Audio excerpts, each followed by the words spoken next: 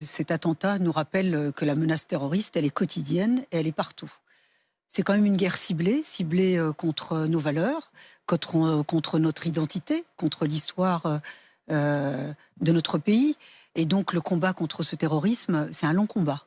Mais c'est aussi, j'espère, et pourtant on a alerté, c'est pas la première fois, d'ailleurs on a déjà eu des débats sur ce plateau, euh, c'est aussi, on a une responsabilité dans notre laxisme, dans les accommodements, dans ce qu'on a appelé à un moment donné, alors qu'on avait une montée d'une idéologie mortifère, on a considéré que c'était un droit à la différence.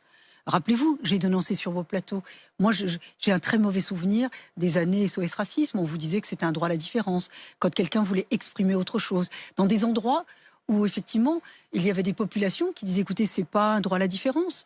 C'est une idéologie, c'est un repli identitaire qui, aujourd'hui, dont on paye aujourd'hui le prix de manière très chère.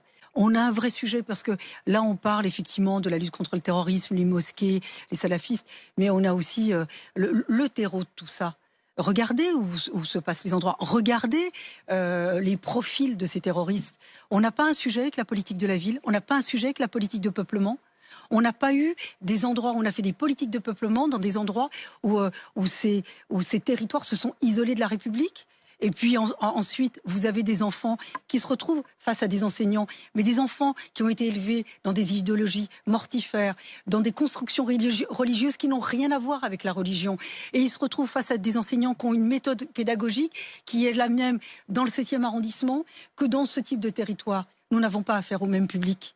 Nous n'avons pas affaire au même public. Donc à un moment donné, il faut aussi qu'on se réveille. Il y a un livre qui est sorti il n'y a pas très longtemps, Le maire et les barbares. Moi, j'ai saisi le procureur sur le sujet. C'est tous les accommodements des hauts fonctionnaires, des préfets témoignent de ce laxisme, finalement de ce cynisme, pour ne pas dire ce clientélisme. On voit le résultat aujourd'hui.